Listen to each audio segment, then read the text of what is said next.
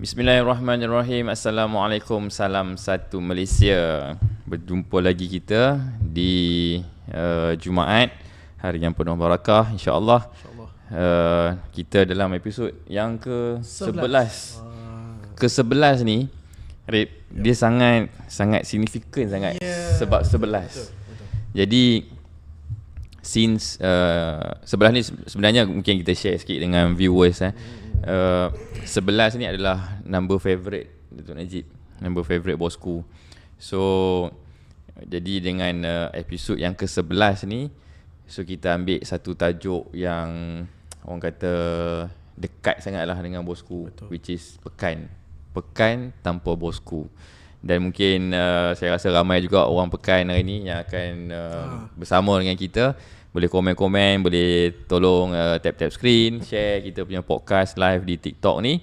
Kalau ada orang-orang Pekan dalam ruang komen ni, tolong komen Pekan hadir. Pekan hadir. Tapi brother, saya nak cakap nombor 11 ni pun nombor favourite saya juga, brother. Oh really? Tapi baru-baru ni je lah. Dalam 6-7 tahun lepas. Sebab player kegemaran saya Muhammad Salah dari Liverpool. Salah pakai nombor 11. Jadi saya minta nombor 11 lah. Tapi pasal bola lah. Tapi Liverpool lah. Liverpool. Jauh lah. Menyimpang sikit lah. Kalau bosku dia minat 11 tapi tim dia MU. Tu ada beza sikit lah. Tang bola beza. Tapi kesetiaan untuk bosku tu tetap sama. Tidak berubah.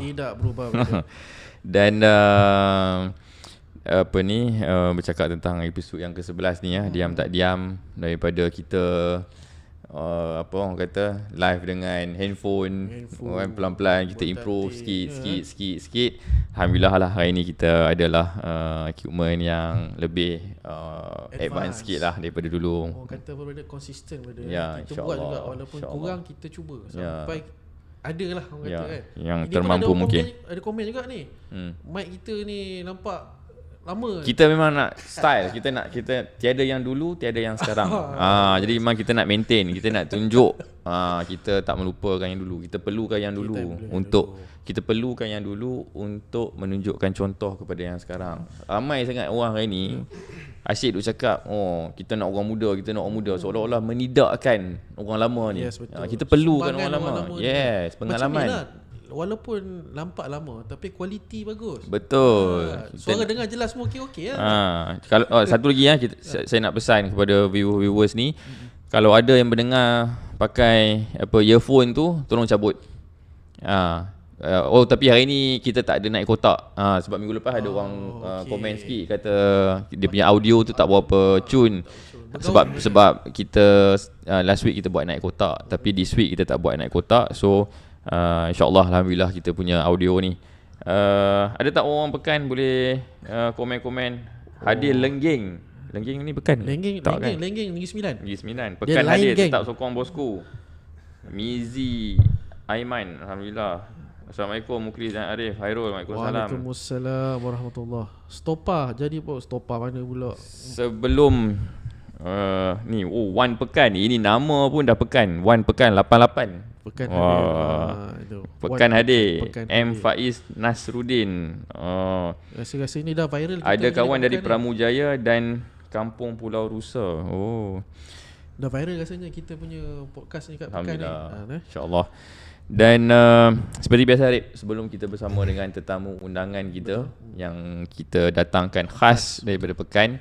Tadi waktu saya berbual dengan tetamu kita ni, awal dia datang ini pukul 12 tengah hari, semangat untuk nak bersama dengan kita. Bukan hanya kerana nak bersama dengan podcast, tapi saya yakin percaya beliau bersemangat untuk bercakap tentang bosku Datuk Seri Najib Razak. Dia bagi tahu saya juga, dia kata kalau naik kotak ni tak shot, dia tak feel, tak steam. Nak kena cakap depan mic juga. Jadi dia sanggup datang dari Pekan untuk kita punya guest yang sebelum ni naik kotak pun, dia orang request nak datang studio sebab dia tengok audio, dia orang tengok steam dia tengok equipment yang baru. And before kita go dengan kita punya guest, what happened last week sepanjang minggu. Saya rasa yang paling top cerita di KL ni bukan KL menjerit, tapi KL banjir. KL banjir. Dan surprisingly banjir dekat kawasan parlimen. Betul. Kalau hari ni banjir, mungkin bajet kena tangguh. Kena tangguh lagi. Orang tak tahu apa jadi lah. Orang tak tahu apa jadi. Jadi bercerita pasal bajet ni brother. Ya. Banjir, bajet. So banjir dah settle. Bajet apa cerita ni brother? Saya tak sempat tengok sebenarnya brother. Saya sempat go through sikit je tadi. Ada beberapa cerita yang menarik lah. Yang orang mungkin nak tahu, nak dengar ni pasal harga minyak lah. Biasa tu lah. Cuma mungkin ada yang akan menyambut baik. Of course, sesiapa yang terlibat dengan yang akan mendapat subsidi akan menyambut baik lah kan. InsyaAllah katanya next year RON 95 pula akan menjadi seperti RON 97, di mana subsidi itu adalah subsidi yang bersasar. So bagaimana mekanisme dia nak melaksanakan perkara tu, nanti I think pihak government akan announce lah kan. Yang penting harga minyak tak turun lah. Setakat ni macam tu lah. Mungkin boleh buat solat hajat ke malam ni. Tapi brother, saya baru ingat. Ya. Masa zaman Datuk Seri Najib dulu bajet ni dia, kalau time bajet ni orang tertunggu-tunggu. Betul. Satu sebab nak tengok baju Melayu. Baru nak sebut baju satu dah tentulah apa tu, berbagai-bagai pengumuman yang baik lah untuk rakyat. Satu lagi pasal baju. Betul. Orang dah siap buat ni lah, tahun ni baju ni, tahun Betul. Ni baju. Orang berteka-teka pula. Macam mana orang menunggu untuk melihat pengumuman raya dan puasa. Yes. Penyimpan mohon besar raja-raja tu pakai colour apa? Yes, betul. Ada yang berteka-teka. Betul. Cuma harap tak ada lah yang buat judi pula benda tu. Teka colour ni betul dapat. Kadang yang kaki-kaki ni dia bukan kera kan. Apa saja dia boleh buat teka-teka ni. Baik. Daripada minyak, kita dengar juga ada apa, STR. Ya. Macam mana STR tu? Dengarnya katanya, saya tak pastilah, orang kata ada yang nak bayar bulan-bulan juga tahun depan. Nanti mungkin kita boleh minta tetamu kita ulas sikit lah kot nanti InsyaAllah. Dengar tadi dia pun dah study banyak dah pasal bajet ni. Ini semalam dengar tu tak tidur malam. Sebab nak perform yang terbaik. So tanpa melengahkan masa, kita akan bersama dengan tetamu kita seperti yang dijanjikan. Beliau merupakan Ketua Pemuda UMNO bahagian Pekan, iaitu Saudara Fakhrul. Ya, tu nama penuh dia apa? Nama penuh. Kita sebutlah nama penuh saya. Saudara Muhammad Fakhrul Akmal Muhammad. Fakhrul Akmal tu nama brother juga. Fakhrul. Nama macam Ketua Pemuda UMNO Malaysia. Fakhrul. Akmal. Mungkin Akmal, lepas ni. Yes. Akmal tu nama mungkin lepas ni Ketua Pemuda Malaysia. Mungkin. Kita doa kan. Ada umur lagi. Berapa umur? Berapa umur sekarang? Sekarang 39. Tapi Ketua Pemuda UMNO Malaysia tak ada had. Tak ada had. Panjang lagi laluannya. Betul. Kita cakap macam ni, jadi kan Ketua Pemuda Malaysia terasa pula dah. Palam lah kita. Dah palam pula. Korang ni buat podcast ni nak cerita satu Najib ke, nak angkat orang jadi Ketua Pemuda Malaysia. Selamat datang Saudara Fakhrul. Terima kasih meluangkan masa bersama dengan kita hari ni. Dan datang awal tadi bersemangat hari ni Gerak daripada Pekan tadi pukul 12 minit sebelum. Awal. Suara jelas ke Tuan KP kita? Ke mic jauh sangat ke? Tuan kita nak dekatkan sikit. Smart KP Pekan. Dah ada smart KP Pekan. Ini berapa banyak bayar ni? Ada planted ke? Nama apa tu? Okey, sebelum kita meneruskan dengan podcast kita malam ni, podcast Apa Cerita Bosku, saya nak minta Tuan KP perkenalkan diri sikit, macam mana boleh berkecimpung dalam politik dan macam mana boleh ada kata apa tu berniat untuk menjadi Ketua Pemuda bahagian Pekan. Bukan calang ni, bahagian Pekan ni. Mungkin terima kasih Saudara Arif dan Saudara Mukhlis. Minggu lepas saya dapat mesej daripada Saudara Arif, kata nak panggil untuk podcast Bosku. Cakap kat dia, Rasa kerdil diri ni nak masuk podcast yang di-hostkan oleh dua orang yang hebat. Seorang pegawai Datuk Seri Najib yang setia daripada awal sehingga hari ini. Terima kasih saya mewakili orang Pekan. Terima kasih. Dan seorang lagi penulis buku di Pekan ke penjara. Kan? So, maknanya satu buku yang kalau orang baca daripada awal sampai akhir, maknanya orang akan tahu kes yang dihadapi oleh Datuk Seri Najib tu penuh dengan ketidakadilan. Betul. So, jadi saya bila Arif message, saya cakap terus yes je.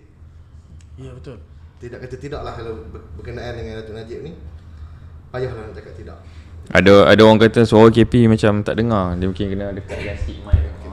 On dah mic gini. Mic on dah. Mic dah on. Okey. Cuba sekali lagi. Okey. Sebab mic ni dia tak capture. Tak capture. Dia capture depannya. Cuma jangan telan je. Jadi bila Arif mesej saya minggu lepas untuk hadir ke podcast, saya tak mampu nak kata tidak. Betul. Bila dia beri tajuk Pekan Tanpa Bosku, lagilah pulaknya tajuk yang sangat menyentuh hati sebenarnya untuk orang Pekan. Macam kita semua tahu, hampir lebih 40 tahun Datuk Seri Najib di Pekan tiba-tiba tak ada. Jadi berbalik pada soalan tadi, macam mana saya boleh terlibat dengan politik, macam mana boleh sampai ke tanggungjawab sebagai Ketua Muda UMNO Pekan. Kalau dengar cerita daripada awal sampai akhir macam kelakar, tapi itulah hakikatnya. Jadi saya ingat pada tahun 2018, waktu tu dekat depan Dewan Convention, masa tu saya berkumpul lah dengan orang kampung. Kita dapat result pilihan raya. Masa tu satu demi satu kursi di negeri-negeri kita kalah. Dan juga saya cakap dekat orang kampung masa tu, kalaulah betul lah BN kalah, saya akan terjun Sungai Pelak. saya cawangan kampung Pelak. Jadi saya cakap saya akan terjun Sungai Pelak. Sebabnya pada masa tu saya tak pernah terfikir BN di bawah pimpinan Datuk Seri Najib yang begitu banyak jasanya, macam-macam benda bagi ke rakyat Malaysia. Kalau program Satu Malaysia tu macam-macam, klinik, kedai, macam-macam lah. Kalau cerita pagi, malam ni sampai esok pun tak habis. Jadi takkan kalah, tak mungkin kalah. Dan juga saya pernah bercakap-cakap dengan kawan-kawan. Bila ada kawan-kawan tanya, tak nak, lepas ni tak nak masuk ke AJK Muda ke apa ke? Aku akan masuk ke AJK Muda kalau BN kalah. Saya lafazkan kata-kata tu, saya ingat lagi. Saya akan masuk ke bertanding untuk jawatan Pemuda UMNO ni kalau BN kalah. Dengan harapan, memang saya tak ada niat masa tu. Sebab masa tu saya bekerja dengan US punya company. Selalu travel di luar apa semua, pergi US, pergi UK. Memang base di Pekan. Masa tu saya kerja di KL. Saya kerja di KL. Masa tu memang dah selesa. 5 figure salary everything memang dah selesa. So saya tak rasa ada keperluan untuk saya balik Pekan masuk politik. So nak pula masa tu pun BN pun tengah kuat apa semua. Sekarang ni memang full time di Pekan. Sekarang ni memang full time di Pekan lah. Resign. Tu tak sampai lagi cerita. Okay, lepas tu nak ditakdirkan BN kalah. Jadi pun saya pun terfikir yang terjun sungai ni tak buat lah. Sebab sungai tu dalam juga. Tak ada orang tuntut. Tak ada tuntut. Tak sebaik tak masuk. Sebab tak buat video masa tu. Dalam orang tuntut. Jadinya saya penuhi kata-kata saya. Kalau BN kalah, saya akan masuk politik secara serius. Dan selepas pilihan raya 2018, ada pemilihan Jawatankuasa Pemuda UMNO, saya masuk. Dan alhamdulillah, Allah SWT beri saya peluang untuk menang. Perwakilan pun beri kepercayaan saya untuk menggalas tanggungjawab sebagai ahli Jawatankuasa Pemuda UMNO bahagian Pekan. Pada masa tu dah jadi ketua Muda Cawangan lah. Lepas tu balik pada 2018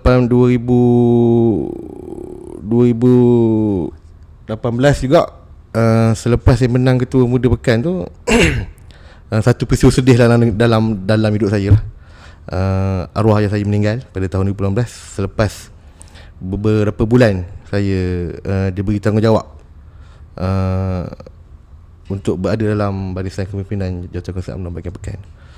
Jadi masa tu saya fikir-fikir, alang-alang dah masuk.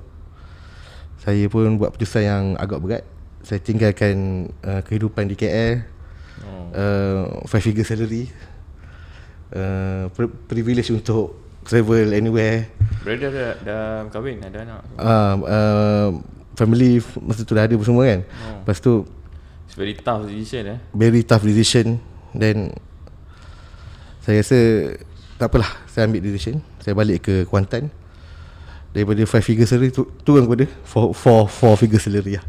So masa tu nak alignkan dengan kehidupan tu agak susah sikit lah. Family masa tu boleh terima. Sebabnya kalau ikutkan minat dalam politik pun memang daripada universiti lagi kan. Saya terlibat dengan majlis perwakilan pelajar, everything.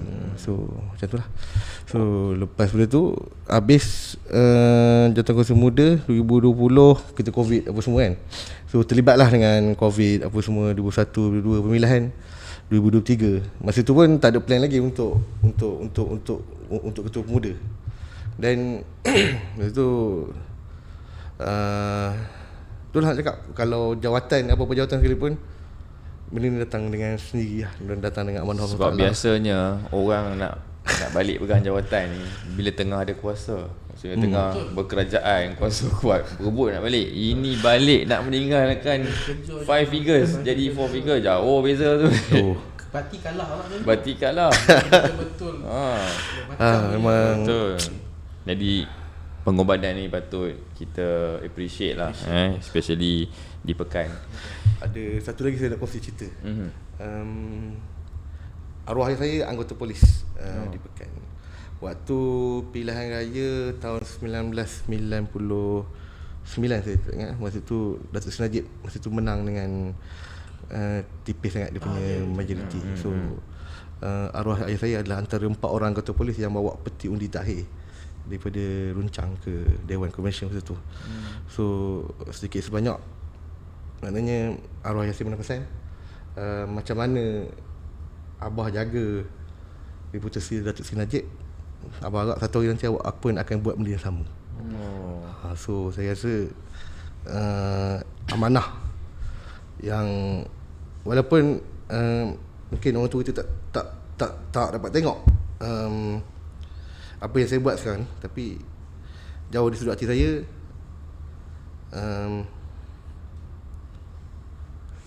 saya banggakan dia lah. Sebab walaupun dalam keadaan Datuk Seri Najib tak ada bersama kita, tapi kita masih lagi ada di Pekan dan buat apa yang sepatutnya lah untuk UMNO. Dan kita usaha untuk jaga kerja buat Datuk Najib masa dia di Pekan tu, kita tetap jagalah macam mana. Arwah ayah di Pekan memang tak pernah, bukan tak pernah, maksudnya tidak memegang jawatan apa-apa. Memang tak ada, sebabnya dia anggota polis, jadi dia memang tapi dia punya orang kata perasaan sayang kasih dia kepada Datuk Najib. So bercakap tentang Datuk Najib ni, bercakap tentang bosku, sesuai dengan tajuk kita hari ni lah, Pekan Tanpa Bosku. Pada 23 Ogos 2022, ini satu tarikh yang orang kata it's a nightmare lah. Kalau boleh kita tak nak ingat apa yang berlaku pada waktu tu. Sebab pada saya satu perkara yang sangat menyedihkan, perkara yang kita tak jangka dan kita tak nak pun benda tu berlaku. Fakrul sendiri waktu 23 Ogos 2022 saya yakin percayalah mestilah terkejut, mesti sedih, mungkin ada perasaan marah pada waktu tu. Tapi selain tu, apa yang bermain di fikiran di kala waktu tu? Belum lagi menjabat jawatan dalam UMNO, belum lagi settle down di KL. Apa yang bermain di fikiran waktu tu? pada yang saya ingat masa Datuk Seri Najib dijatuhkan hukuman tu, memang masa tu kita dah baru beberapa bulan menang ketua muda. Masa tu saya ingat lagi. So masa tu saya ingat ada di masa tu belum pemilihan tak salah saya. Belum pemilihan. Masa tu saya ingat petang tu, tengah hari tu kita makan di Alamanda. Sambil-sambil makan tu adalah tersebar result. Masa tu ada di Alamanda? Saya ada di Alamanda tu, tengah hari time lunch kan. Tengah rehat kita pergi Alamanda makan. So kan masa tu kan kecoh keluar satu statement keputusan. Verdict tu keluar awal. Betul. So saya masa tu saya gelak-gelak dengan kawan, cakap ini biasa macam ni mesti keputusan dia akan bertentangan dengan dokumen yang keluar ni. Menjedapkan hati. Menjedapkan hati. Dalam petang tu mesti ramai orang pakai, ramai cakap, dia nak kata marah pun tak, masa tu nak kata sedih pun tak. Dia timbul perasaan orang pakai panggil pana. Tahu pana macam aku betul ke tak Datuk Najib masuk penjara ni. Dan bila saya memang sangat ingat dalam kepala saya, bila kenderaan penjara tu bawa Datuk Seri Najib, kita tengok dari jauh macam ketika waktu tu berada dah sampai di mahkamah. Di mahkamah petang tu kan, Datuk Seri Najib dibawa ke penjara tu. Takkan macam Maghrib. ni. Dah maghrib tu. Takkan macam ni ending seorang negarawan yang banyak berjasa kepada negara kita. Saya ingat kawan-kawan saya macam tak boleh nak cakap apa, macam apa benda ni nak kata macam mungkin beritahu nak marah ke nak sedih, memang rasa tu macam jadi blur. Kita jadi blur kita masuk panel tu blur. Jadi blur. Cakap lepas tu balik tu dalam kereta cakap kawan-kawan, kalau Datuk Seri Najib ni, anak Tun Razak yang begitu banyak jasanya, 40 tahun hampir 50 tahun dia menghambakan diri dia kepada rakyat, ending dia macam ni, apa pula kita rakyat biasa ni. So masa tu saya fikir, masa tu dah terdetik dah aku nak balik pekan lah. Masa tu memang dah decision dah buat dalam masa tu. So cuma yelah, masa tu kita kan manusia biasa fikir, apalah dosa aku nak kena hadap tu. Benda macam dia macam cakap benda yang bagi saya memang kejam. Yang di mahkamah masa tu tak ramai, tapi saya rasa yang di mahkamah tu memang perasaan dia, memang Allah pilih dia untuk tengok macam mana rasa kesedihan seorang negarawan diperlakukan macam tu. Macam susah nak cakap bila tanya perasaan ni memang tak tahu nak cakap macam mana. Kalau tanya saya punya perasaan dia lebih sedih daripada kita kalah di Betul. 2018 tu saya tak makan seminggu. Saya tak tidur. Tapi bila Datuk Najib kena macam ni, dia punya perasaan tu lagi berat rasa. Lebih berat rasa macam benda ni macam kita tak pernah terfikir. Tak pernah terfikir, speechless macam mimpi pun ada. Jadi selepas dapat daripada kejadian tu, KP buat decision lah untuk teruskan kiri dalam politik lah masa tu. Jadi macam mana niat untuk bertanding Ketua Pemuda tu, macam mana pula datang tu? Kalau ikutkan kita ada jentera untuk pemilihan apa semua, kita ada satu grup kita lah. Kalau ikutkan saya ni rankingnya ke-4 ke-5, di bawah, bukannya pilihan utama untuk jadi Ketua Pemuda ni. Tapi atas sebab-sebab tertentu, tim jentera waktu tu memberi amanah kepada saya untuk bertanding sebagai Ketua Muda. Jadi saya maklum di peringkat awal, saya masuk politik ni pun tak ada target pun nak jadi Ketua Muda. Maknanya masuk jadi AJK pun disebabkan kalau cakap sumpah tu lah, kalau BN kalah dan dia AJK. Jadinya memang tak ada plan pun, tak ada plan kata lepas jadi Ketua Muda nak jadi ni. Bukan itu bukan, saya tak dididik dalam politik untuk menyasarkan benda-benda macam tu. Saya dididik dalam politik untuk buat kerja. Apa-apa yang hal-hal lain dalam datang ke depan tu hanya kuasa Allah SWT. Yang kita buat ni cuma buat kerja. Kita tak pernah buat kerja, aku buat A, aku harapkan dapat B. Aku buat B, harapkan dapat C. Saya tak pernah dididik dengan kaedah politik macam tu. Bila Datuk Najib dah tak berada di Pekan selepas daripada 23 Ogos 2022 tu. Tentu sekali banyaklah beza dia kan. Orang yang dah orang kata menjaga Pekan lebih daripada 40 tahun, tiba-tiba tak ada. Dia bukan macam kalau orang kata aircraft ni, dia nak landing tu dia turun sikit-sikit, dia buka tayar dulu kan, dia landing. Ada soft landing lah. Ni tak ada soft landing, ni ibarat macam terhempas terus kan. Banyak perbezaan. Apa perbezaan yang paling ketara dan paling Fakrul rasa rindu lah?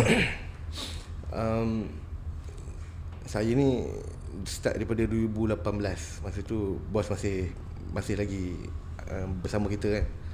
Saya paling ingat masa 2018 bos pergi ke Kampung Belimbing. Jadi Kampung Belimbing ni dah satu kampung tradisi yang lama lah, kampung lama.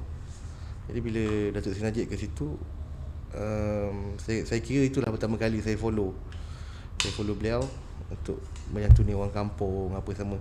Ini secara dekat. Sebab masa Datuk Seri jadi PM dulu tak lepas dekat. Tak lepas. Pun dekat ramai sangat. Orang Pekan pun tak lepas. Orang Pekan pun tak lepas dekat.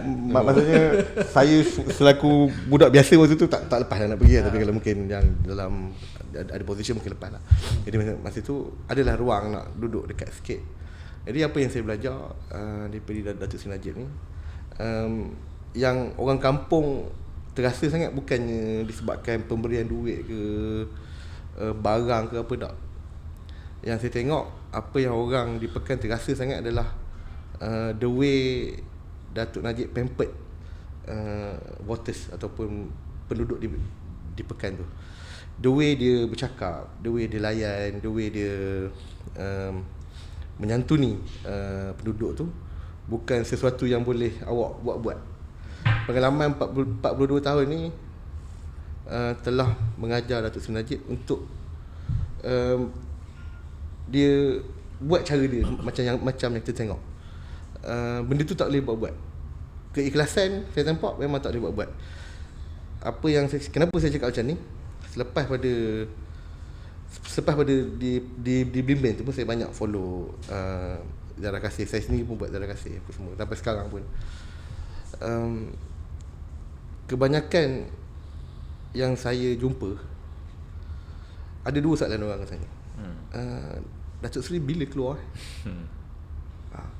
Yang kedua, siapa yang buat Datuk Seri macam tu? Soalan-soalan yang susah kita nak jawab. Bila orang tanya siapa yang buat tu, Fakrul cakap siapa? Saya cuma tak boleh nak cakap orang tu cuma saya cuma cakap makcik doakanlah orang yang buat tu dilaknat Allah Taala. Itu je lah. Sebabnya susah nak cakap. Sebabnya apa yang Datuk Seri Najib lalui dengan apa yang dia buat pada negara tu masya. Apa soalan yang KP terima sebenarnya itu jugalah yang kami rasa, yang kami dapat selalu. That's why ke podcast kami ni kami nyamakan apa cerita bosku. Sebab bila berjumpa dengan kawan-kawan, apa cerita bosku? Apa cerita bosku? Bila nak keluar? Orang tanya macam tu. Jadi kami faham perasaan KP tu. That's why kami inisiatif, saya dengan Muklis inisiatif buat podcast ni untuk menerangkan berkaitan kes-kes bosku, update tentang bosku apa semua lah. Untuk orang macam mana, orang Pekan, orang yang tak dapat hadir ke mahkamah. Jadi kami faham perasaan tu. Jadi bila orang tanya bila bosku lepas tu, KP jawab apa tu? Macam tu. Saya biasanya saya akan jawab jawapan standard. Saya akan cakap doalah banyak-banyak. InsyaAllah tim peguam dan keluarga Parti UMNO sendiri buat yang terbaik untuk pastikan Datuk Seri Najib dapat pengadilan yang terbaik dan dapat keluar segeralah. Saya selalu cakap dekat orang yang saya jumpa, bila cakap tanya bos macam mana apa semua, bila nak kurangkan kesedihan dia kesedihan saya cakap Datuk Seri Najib ni pejuang. Dia tak pernah paksa pun kita untuk turun guling-guling kat jalan raya ke. Dia tak pernah pun nak lari daripada negara ni. Walaupun masa kalah 2018 dia ada peluang untuk lari, dia tak lari pun. Dia tetap stay. Cuma dia minta satu je. Dia cuma minta untuk sistem keadilan yang adil untuk dia. Betul. Proses perbicaraan yang adil untuk dia. Itu saja dia minta. Kalau kata dia rasa dia bersalah, aku salah cabut lah lagi, minta suaka politik dekat Undang-Undang Negara. Tapi tak, dia tetap serahkan kuasa dengan cara yang paling gentleman. Itu sebab tu saya cakap itulah beza nobleman dengan orang biasa. Ada setengah orang kalau kata dia kena, dia akan suruh anak buah dia hura sana, hura sini untuk menunjukkan dia tu betul, untuk menunjukkan dia tu ada sokongan. Tapi Datuk Seri Najib saya tak pernah dengar dia suruh mana-mana pihak untuk buat kekacauan dalam negara, untuk burukkan orang, tak ada. Itu Datuk Seri Najib punya politik yang saya kira tak mampulah saya selaku orang biasa ni nak tiru cara dia memang. Okay. Saya bukanlah pegawai yang ditugaskan untuk menjaga pekan, tapi saya ada jugalah ikut Datuk Najib balik ke pekan. Dan bila kita balik ke pekan ni, memang kita akan menginap di rumah Datuk Najib lah, di rumah bosku. So sepanjang saya berada di pekan, boleh dikatakan setiap kali saya balik ke pekan, bila saya bangun pagi je, dah siap-siap ni, saya tengok kat luar ni, nak kata beratur tu lah, tapi bersusun orang menunggu nak berjumpa dengan Datuk Najib. Dan bosku ni macam yang Fakhrul cakap tadi, keikhlasan yang tak boleh dibuat-buat. Dia akan try the best to fulfill. Dan kalau pagi ni terlambat pergi program ni, dah macam satu benda biasa lah. Sebab ramai orang dekat ni, dekat rumah. Dan bila balik malam pun akan ada lagi. Dan rumah tu tak pernah sunyi. Rumah Seri Kenangan tu tak pernah sunyi dengan orang. Tapi hari ni yalah, Datuk Niza dah menjawat, dah dipilih sebagai adun. Dan apabila beliau dipilih sebagai adun, beliau menginap di rumah Seri Kenangan tu. Jadi orang kata menyambunglah legasi tu kan. Masih mungkin saya dah lama jugalah tak pergi ke pekan, tapi saya rasa mungkin masih tak sunyilah rumah Seri Kenangan tu. Kerana saya yakin percaya apa yang Datuk Najib buat dulu, apa yang bosku buat dulu, orang kata disambung oleh Datuk Jaja. Datuk Jaja ni untuk viewers adalah yang berhormat Datuk Niza Najib, anak sulung Datuk Seri Najib, tapi panggilan keluarga ni Datuk Jaja. Bercakap tentang Datuk Jaja ni, Datuk Niza ni dia bukan memulakan karier politik dia di pekan. Okay. Tetapi beliau diangkat menjadi ketua pemuda pekan. Kemudiannya sekarang ini dipilih oleh rakyat untuk menerajui DUN, Dewan Undangan Negeri Pramujaya. Soalan saya, kita nak pergi panas sikit ni ya. Kita dah take off ni, yang kita nak pergi panas sikit.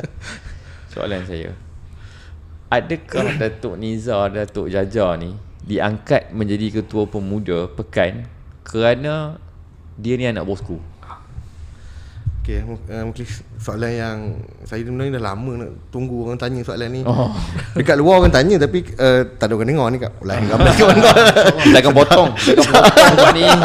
Kita akan viral kan. Sedap, benda sedap sikit je buat bila ramai orang dengar ni, mana di public. Dan beliau ni sekarang adalah naik ketua bahagian. Ya, ada naik ketua bahagian, UMNO bahagian pekan.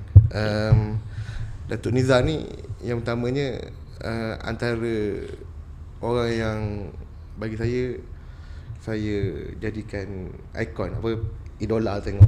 Saya nak berhenti kerja pun saya fikir dia, Datuk Jaja tinggalkan keselesaan yang lagi selesa daripada saya, berganda-ganda keselesaan dia untuk bersama-sama dengan pemuda UMNO pekan.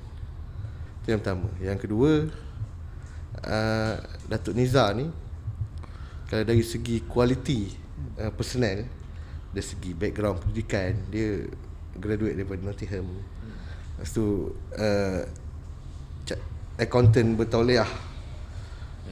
Lepas tu kerja, got a very high position in Deloitte. So profile ataupun background dia sangat hebat. Dan kalaulah Datuk Niza ni bukan bin Datuk Seri Najib sekalipun, saya rasa tak ada orang yang boleh that time yang boleh exceed his qualification to sit on the Ketua Muda UMNO Pekan punya position. Dan juga kadang-kadang orang panggil nobleman ni bukan sesuatu yang kita boleh buat-buat juga. Maksudnya Datuk Izzah ni dia tak cepat marah. Dia boleh handle the crisis and everything. Dia beza dengan saya. Karakter dia sama macam bosku je. Sama macam bosku. Saya tak tahu bila masa dia marah. saya yang saya tahu dia okey dia. Itu ayat dia. Bila dia marah. Saya tak tahu bila masa dia sama marah. Dia sabar je. Mungkinlah orang yang lebih rapat dengan dia mungkin tahu bila masa dia marah, tapi saya ni bila masa dia marah. Kadang that character memang organisasi pemuda perlukan pada waktu itu. Memandangkan pada 2018 tu kita dah kalah. Datuk Nizam masuk pun walaupun dia anak mantan Perdana Menteri, dia masuk atas kapasiti anak mantan Perdana Menteri. Tak ada kuasa. Dia masuk bukan dengan ayah dia Perdana Menteri, dia masuk tak. Dia masuk setelah ayahanda dia dah hilang kedudukan tu. Dia masuk untuk turun ke Pekan, dikorbankan apa yang dia ada, dia balik Pekan, dia duduk bersama masyarakat. Dan juga pada saya, kesanggupan beliau untuk turun bersama dengan pemuda Pekan pada waktu itu bukan satu yang mudah lah. Awak dah ada very good position, good life, tiba-tiba nak balik Pekan, nak bergelumang dengan bermacam-macam hanky-panky di balik ini. Pergi ambil masalah. Masalah rakyat ni macam-macam. Dia ada pilihan untuk duduk di KL, betul, kerja dengan selesa, hidup dengan selesa. Sebelum Arif nak tanya soalan, kita nak baca juga komen. Banyak orang duk komen. Arif baca. Kalau ada viewers yang nak tanya soalan pun boleh cakap, boleh tanya di ruangan komen. Apa-apa soalan yang nak tanya lah, nanti kita akan baca. Arif baca dulu komen. Baca komen Kita bagi KP take file lah kejap. Arif baca komen. Banyak tanya Muklis ni, apa khabar Encik Muklis? Muklis handsome lah. Allah Akbar. Nampak sado sikit. Itu semua dusta. Itu semua dunia. Ada yang komen, tutup buku je lah. Dia kata pasal Najib asyik bantai tak tahu. Ini semua yang ini semua orang-orang yang tak nak tahu kebenaran lah. Haters lah. Ada yang yalah. Apa khabar Muklis? Ada soalan yang ada seorang yang ada yang kata bos kejap ada kejap tak ada. Betul ke Amin? Okay, good. Ni ada yang tanya tu, Elviza Michelle. Arif, akak dah tanya kenapa tak baca? Ya, dia dah marah tu.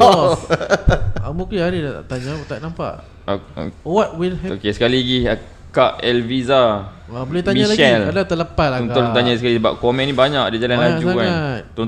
Tolong tanya sekali lagi. Saya akan pastikan Arif baca komen tu. Baca komen kak ni. Scroll pun tak jumpa. Mantap KP. Awak okay. Awak jadi nak pronounce?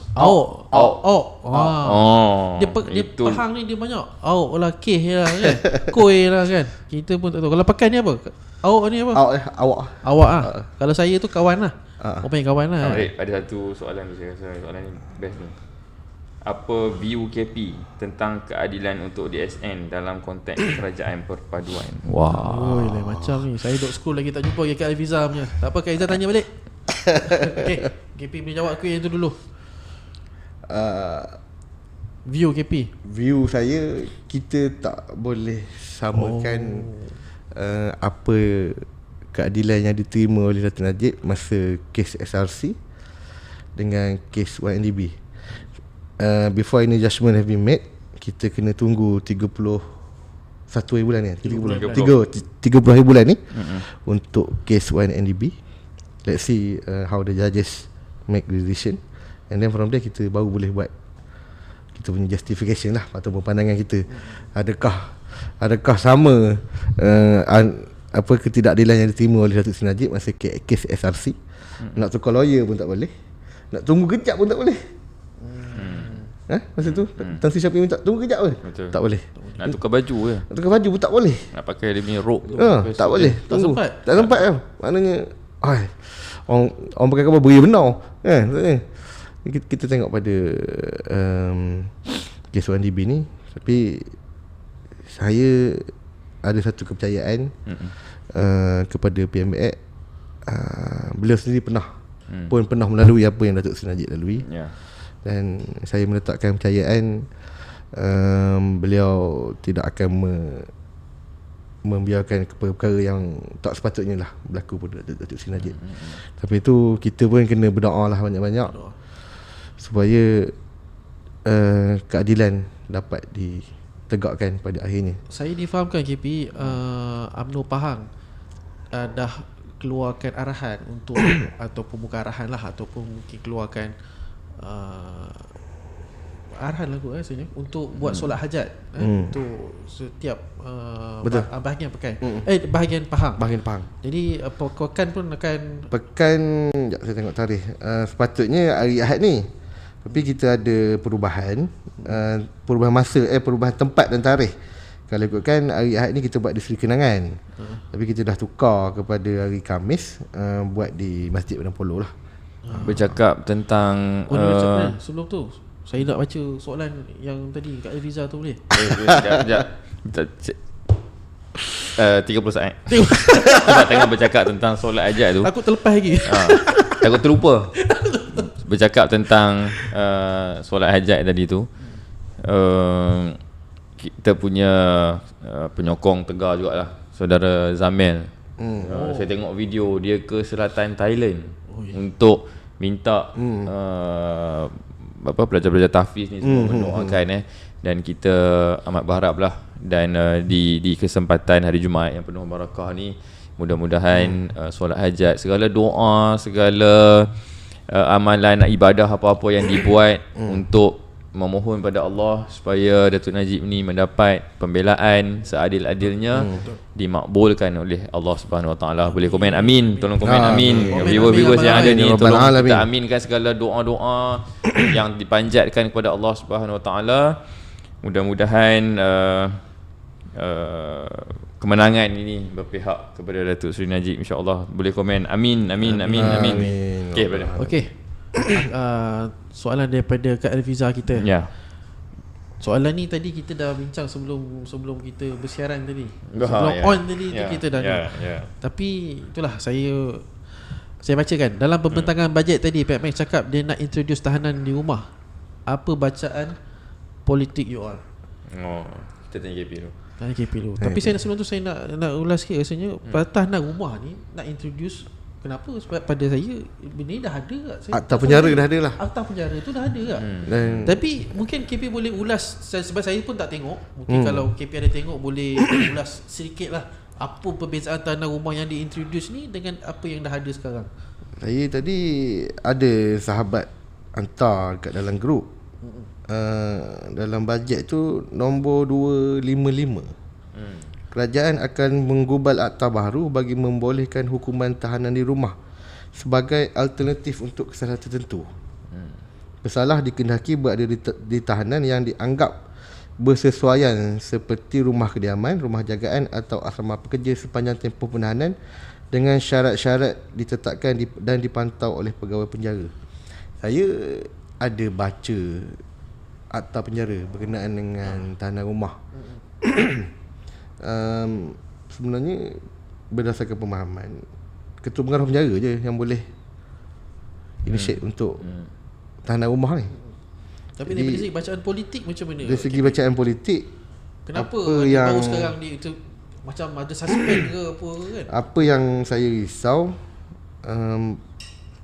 apabila kita nak improvise benda yang dah sedia ada, sedangkan kita boleh aktivekan klausa yang sedia ada untuk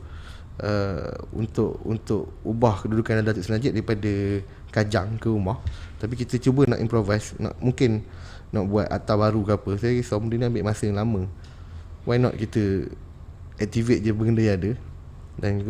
Dan tahanan rumah yang nak dibuat ni bukanlah spesifik untuk bosku. Ini untuk semua banduan. Bukan, saya tak tahu lah secara spesifik banduan kategori apa. Tapi benda ni satu benda yang for all. Dia bukan spesifik pada individu. Sebab kita tengok dulu Aung San Suu Kyi dapat house arrest. Kemudian the latest ni, negara jiran kita Taksim pun dapat house arrest. So jadi benda ni negara lain dah buat dah. Jadi benda bukan satu benda yang bukan sebab Datuk Najib je saja. Bukan benda yang apa? Baru. Satu benda baru, satu benda yang tak ada, yang tak pernah wujud dalam planet ni, tiba-tiba kita nak buat kan. Ini ada satu benda yang normal practice. Negara lain dah buat. Sepatutnya benda-benda ni lah yang kita kena buat. Berdasarkan hak asasi manusia, apa semua, keadilan ni semua negara lain buat. Tapi kita ni terlambat sikit ataupun kita ni ke belakang. Sama juga macam GST. GST sebelum ni kita dah masuk kan, katanya SST ni lebih bagus. Tiba-tiba baru-baru ni PMX kita kata dia akui yang GST ni adalah lebih telus dan juga baik. Sistem cukai yang paling telus dan baik. Yang itu hari dia orang pergi buat dekat dataran Merdeka lu, buat riot semua pasal GST tu. Macam mana? Saya ingat jalan kepala dalam tanah. Mana nak letak muka. Kira apa yang Datuk Seri Najib buat dulu memang ke depan lah pandangan dia tu kan. Tapi bukan sebabkan yang pandangan ke depan tu satu betul, tapi yang lebih besar negara lain tu pernah buat. Kita je ke belakang balik. Betul. Perkenalkan balik sistem cukai yang tak efisien. Jadi bila PMN nak perkenalkan balik tu, sedap lah kita usik-usik sikit kan. Betul. Setuju. Jadi saya nak tanya soalan sikit pada berkaitan pekan jugalah. Tak adil lah kalau kita nak katakan apa tu, nak bandingkan lah perbezaan keadaan ketua bahagian sekarang apa dalam mentadbir UMNO pekan ni dengan zaman Datuk Najib dulu.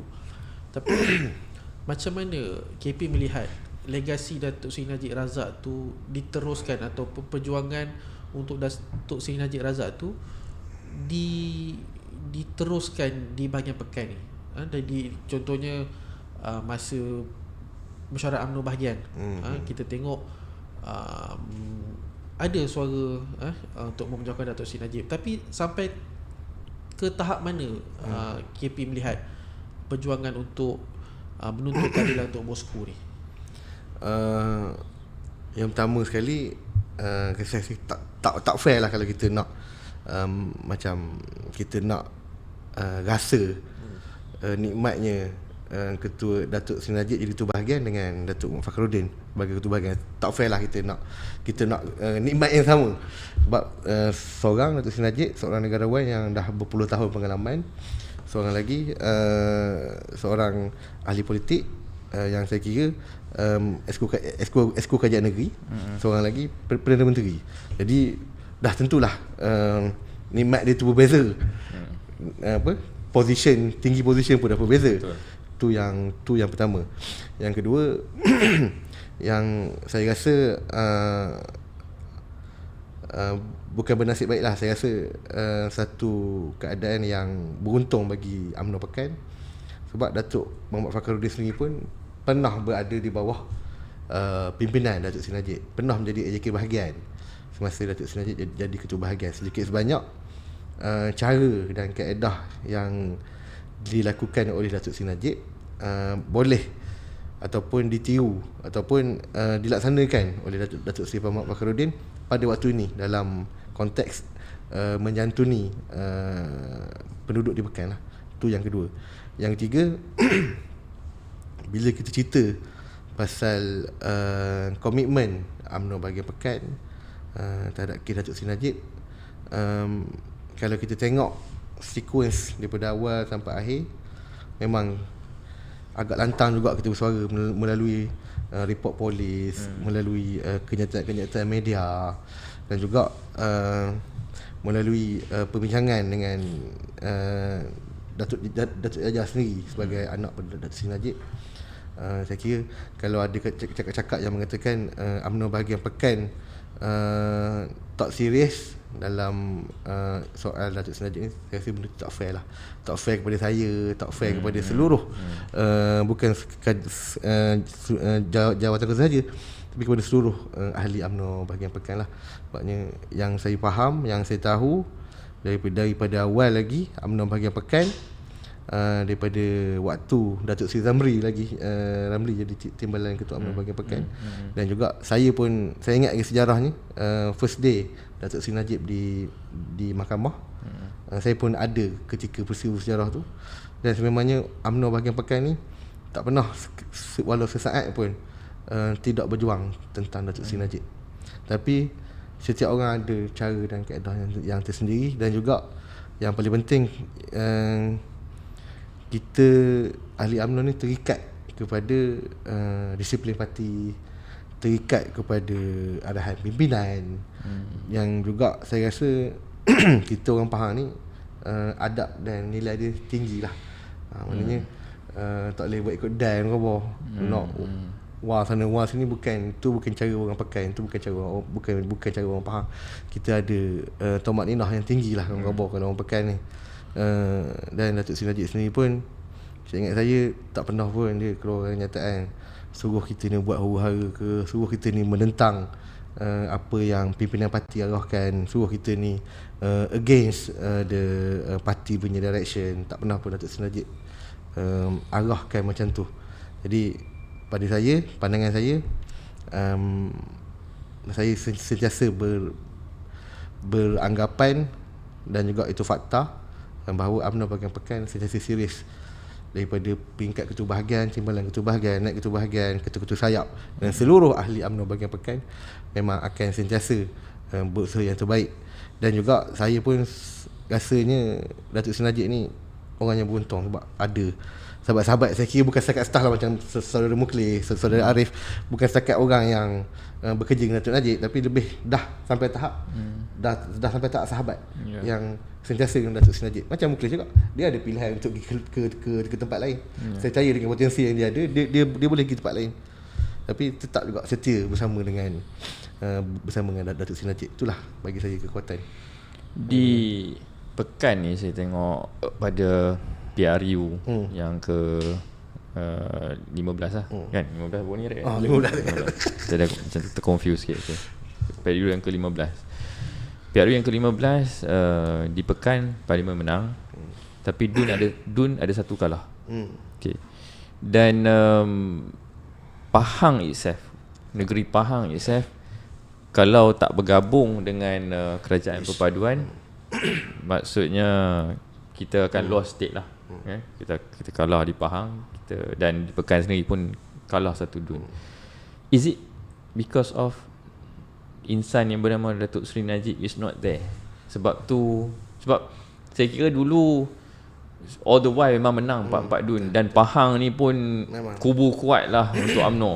Tiba-tiba bila susuk tubuh Najib Razak tidak lagi berada di Pahang, tidak lagi berada di pekan, orang kata swing vote tu berlaku dengan besar-besaran. Is it the factor? Memang benda tu fakta yang pahit untuk ditelan. Kalau kita tengok sebelum tu, masa di Johor sendiri pun, di PRN Johor, PRN Melaka, we gain the slight victory kan, untuk PRN. Dan sehingga kan ada setengah orang tu bila tengok result di PRN Johor, tengok result di PRN Melaka, daripada sebelum ni ramai yang tidak berselera untuk jadi calon BN, tiba-tiba berselera. Aku masih sihat. Maksudnya ramai yang kembali berselera untuk ni lah, untuk jadi calon, menawar jadi calon, everything. Tapi yelah, kita hanya merancang, Allah yang tentukan. Bila sampai ke tahan pilihan raya, kita tak nak terfikir. Kita ingat kan, bolehlah diusahakan sesuatu supaya Datuk Seri Najib tidak menerima nasib yang macam hari ni. Tapi keadaan dah ditakdirkan jadi begitu, dan kita tengoklah natijah dia. Pahang pun hampir kalah. Kita kursi daripada 70 lebih pada 2018, 75 je, 74 something, dah tinggal 26. So kalau orang tanya faktor Datuk Seri Najib ketak, memang itulah fakta dia. Macam kita pergi perang lah, tak ada 45. Tak ada 45. General tak ada. General tak ada. Hantar budak PKN je pergi perang. Tak boleh. Tak boleh. Sebut PLKN. Tapi sebab tadi dia umum balik kan. Sebut budak PKN. PLKN tu pun akan diintroduce balik. Aduh. Jadi Suka tak suka, insan yang bernama Datuk Seri Najib ni satu nama yang dah membesar dan yang dah sebati dengan politik Malaysia. Suka tak suka, selagi yang Muhammad Datuk Seri Najib bernyawa, selagi itulah pengaruh dia masih ada di bumi Malaysia, dan pengaruh itu semakin hari semakin besar. Bila bermacam-macam yang dia buat di zaman dia diulang buat pada zaman sekarang. PKN, saling kulit. Rasionalisasi subsidi walaupun ditukar pada bersasar. Dulu saya ingat dulu masa zaman Datuk Seri Najib dulu lebih senonoh lah saya sebut. Lagi orang mudah ingat. Contoh beri rasionalisasi subsidi. Kenapa gitu? Term yang kalau dulu ada bantuan buku Satu Malaysia lah, apalah. Benda-benda term yang Satu Malaysia tu sendiri brand yang sangat brand yang sangat kuat. Saya masih ingat gitu. Dulu orang cakap Satu Malaysia, tiba-tiba keluar logo One Israel. Pula dah cakap. Betul. Adik nak tanya tadi apa? STR. STR. STR. Mungkin STR saya baca tadi dia naik daripada 3,900 ke 4,600. Ni antara yang saya rasa kita perlu pujilah PMX. Maknanya keberanian beliau untuk berbelanja. STR ni apa term dia? Kalau ikut kita dulu senang BRIM kan? Kita sebut BRIM. Saya dah 3-4 kali tukar term ni. STR saya pun dah tak kalau di Pahang, STR ni ada satu term, skim tanah rakyat. Ya betul. Kalau kau faham. Tapi yang ni saya tak apa skim apa? STR. Saya pun tak pasti. Ada mungkin viewers boleh komen STR dia apa. Tapi peningkatan jumlah tu orang cakap apa, significantly increase lah daripada sumbangan tunai rahmah. Sumbangan tunai rahmah. Tak ada madani pula STM tu sumbangan tunai madani. Maknanya saya perlu pujilah PMX, maknanya berani dia naikkan daripada 3,900. Tapi siapa yang dapat? 600. Siapa yang menerima manfaat daripada STR? Manfaat tu kita kena katu balik lah. Maknanya tak pernah mohon rasanya. Tak layak. Tak pernah mohon sebab tak layak. Kita tengok balik lah tu skim tunai rahmah ni. Saya rasa benda tu yang sangat baik. Tapi konsep dia sama macam beri juga. Maknanya beri cash direct kepada rakyat dengan tujuan untuk kita gerakkan ekonomi tu. Bila cash masuk, maknanya ekonomi tu akan bergerak laju lah. Sebab tu Datuk Ajit cakap cash is king. Bukannya king untuk beli undi, tak. Dari term ekonomi, cash is king, betul. Tapi yelah, orang dulu apa saja yang keluar daripada mulut Datuk Najib ni dia bantainya swing ni semua. Dan dipusing pula oleh orang-orang yang tak bertanggungjawab, yang hanya ada politik kebencian kepada Datuk Seri Najib. Bosku pernah share dengan saya tujuan kenapa BRIM tu diwujudkan, because dia nak rakyat ada kuasa membeli. Bila instead of kita bagi peruntukan untuk sesuatu, contohlah kita bagi RM50 ni boleh beli telur je. Maksudnya the government decide barang apa yang boleh beli. So instead of government decide barang apa yang boleh beli, so government bagi duit pada rakyat decide apa keperluan dia. So kalau bagi duit, contoh RM100 beli telur, orang yang jual telur je dah untung. Orang yang jual sayur, yang jual ikan tak merasa lah, sebab orang banyak beli telur. Tapi kalau bagi untuk rakyat tentukan, jadi kitaran ekonomi tu berjalan. Rakyat ada spending power. So that is the main reason lah kenapa ianya diperkenalkan. Bukannya orang kata apa, nak merasuah rakyat ke, nak beli undi ke. Ini semua komen-komen yang memang haters punya komen lah. Tapi terbukti benda tu. Kalau Datuk Seri Najib nak rasuah rakyat ataupun nak pilih bulu, dia tak bagi pada semua orang ni. Dia bagi pada orang UMNO ni dulu. Orang punya kaum BN ni dulu. Mana siapa nombor ahli bagi dia dulu kan. Okey, ni saya nak baca komen sikit. KP kita bagi KP relax sikit sekejap lagi. Ni mungkin Muklis boleh jawab kot. Ni baru-baru ni kita disensasikan balik dengan kes pembunuhan Altan Tuya ni, keputusan kes Altan Tuya ni. Ada orang minta ulas kes Altan Tuya. Dan Hazilah ni dapat hukuman daripada hukuman mati kepada penjara seumur hidup 40 tahun. Yang menariknya brother, nama Datuk Seri Najib langsung tak disebut dalam mahkamah tu terlibat ni. Jadi mungkin brother boleh ulas sikit kepada orang yang masih lagi sebut benda yang bukan Datuk Seri Najib ni. Saya nak cakap macam ni je lah Arif, Fakrul.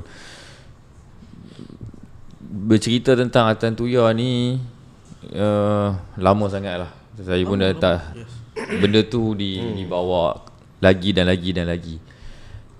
Tetapi saya tak tahulah kalau yang bukan Islam ni mungkin ada pemahaman dia macam lain lah.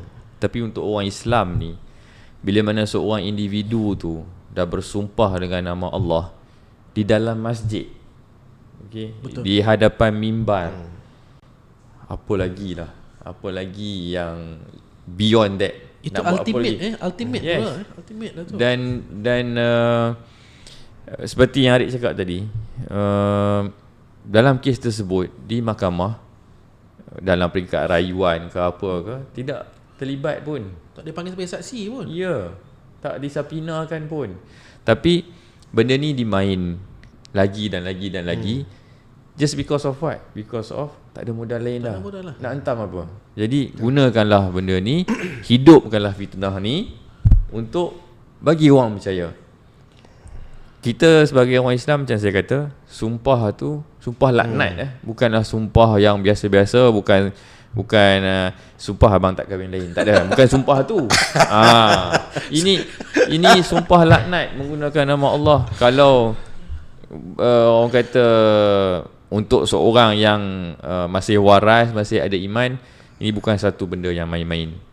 Itu yang pertama. Keduanya, kita disuruh dalam surah Ar-Ra'd, tak silap saya, Allah kata, ya ayyuhallazina amanu in ja'akum fasiqun bin naba'in fatabayyanu.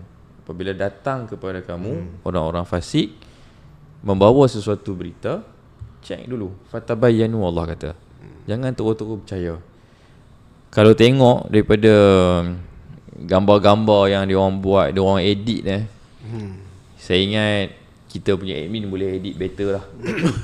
Itu pun ada orang percaya tu. Itu pun percaya. Fitnah itu hidup. Fitnah itu hidup sebab apa? Sebab orang malas nak check. Orang tengok terus nak percaya bulat-bulat. Tapi kalau kita check betul-betul, macam yang kita cakap ni lah, kalau baca dalam court tak ada pun benda tu berkait. Jadi pasal sumpah laknat tu KP, saya ada di masjid Kampung Baru. Bukan sekali yang sumpah. Betul. Dan yang paling saya kagum, sumpah laknat ni Datuk Seri Najib buat ni two way. Maksud dia dia bersumpah laknat. Kalau dia menipu, laknat tu datang pada diri dia. Orang yang ada akal, ada otak, dia tak berani nak sumpah macam tu. Maksud dia kalau orang tu betul-betul yakin dia tak bersalah, dia kata tak apa, kalau dia menipu, biarlah laknat tu datang kepada diri dia. Bukannya sekadar dia laknat pada orang yang memfitnah dia, tapi kalau dia menipu, laknat pada diri dia balik. Maksud dia keberanian beliau dan keyakinan beliau yang beliau tidak bersalah itu, kita patut nampaklah benda tu. So, hentikanlah. Bosku tu bersumpah tu ibaratnya dia membuat perjanjian dengan Allah. Betul. Bukan perjanjian dengan manusia. Betul. Perjanjian dengan Allah tu is beyond everything lah. It's beyond everything. Cakap tentang perjanjian, saya tiba-tiba teringat nak tanya satu soalan. Soalan ni saya kira memang hot lah kot. Benda ni pernah timbul lah dulu. Benda ni pernah timbul dulu. Kita since Ketua Pemuda Pekan berada bersama dengan kita hari ni, saya lihat di Pekan ni, orang kata dia punya, apabila bosku dah tak ada lagi di Pekan, UMNO tu tak bergolak lah mungkin macam tempat lain. Ketua bahagiannya Datuk Fakhruddin, kemudian dia menjawat jawatan sebagai adun, dan pos ahli parlimen tu diberikan kepada Datuk Syekh Fuzi, seorang bekas adun dan juga bekas pegawai kepada Datuk Seri Najib. Cuma saya nak tanya dengan KP, dengan Fakrul, bila mana Datuk Syekh Fuzi menjadi ahli parlimen, adalah suara-suara sumbang ni, bukan di Pekan, di luar pada Pekan, orang bercakap lah, sebab benda ni pernah berlaku dalam negara. Orang kata letaklah orang middleman siapa-siapa kat situ, nanti Datuk Najib bebas, dia akan kosongkan kursi, bagi laluan untuk Datuk Najib bertanding balik. Ada tak wujud sebarang perjanjian mengatakan Datuk Syekh Fuzi akan duduk sebagai ahli parlimen Pekan, apabila Datuk Najib bebas, dia kena kosongkan kursi tu? Ada tak perjanjian macam ni? Oh, ni memang soalan yang benda ni daripada awal itu lagi, pada awal masa PR2015. Macam-macam spekulasi orang buat perjanjian lah, SG macam-macam kan. Tapi kalau Mukhlis dengan Aris tengok Datuk Seri Najib lebih 40 tahun di Pekan, jadi ketua bahagian, jadi ahli parlimen. Jadi kalau ikutkan tak ada orang pun nak challenge dia punya position. Contohnya challenge position sebagai ketua bahagian, challenge position untuk jadi calon pada PRU di seat parlimen Pekan. Memang tak ada. Memang exclusively, solely untuk Datuk Seri Najib. Jadi bila timbul cerita di luar mengatakan ada perjanjian ke apa tu, saya boleh khabar memang tak ada sebarang perjanjian lah. Sebabnya kalau katakan contoh esok Datuk Seri Najib keluar, boleh terus bertanding ke lusanya? Saya rasa tak boleh. Ada protokol undang-undang tertentu yang tak boleh untuk Datuk Seri Najib terus bertanding.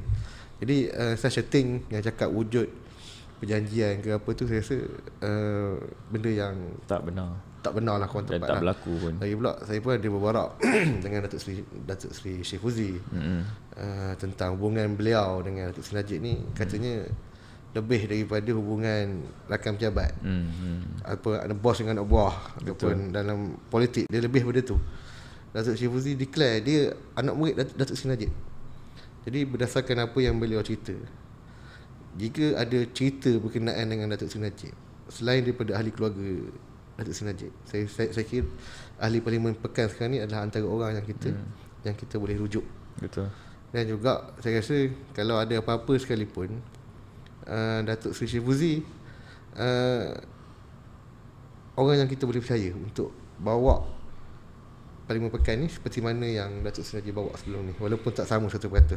Mungkin Mukhlis lagi tahu apa yang keluar daripada mulut Datuk Seri Najib yang mungkin boleh menafikan cakap-cakap yang ada perjanjian ke apa. Saya bukanlah bercakap tentang perjanjian, tapi apa yang bosku selalulah juga cakap pada saya, beliau mengatakan yalah, siapa yang nak masuk penjara? Tak ada orang yang nak masuk penjara.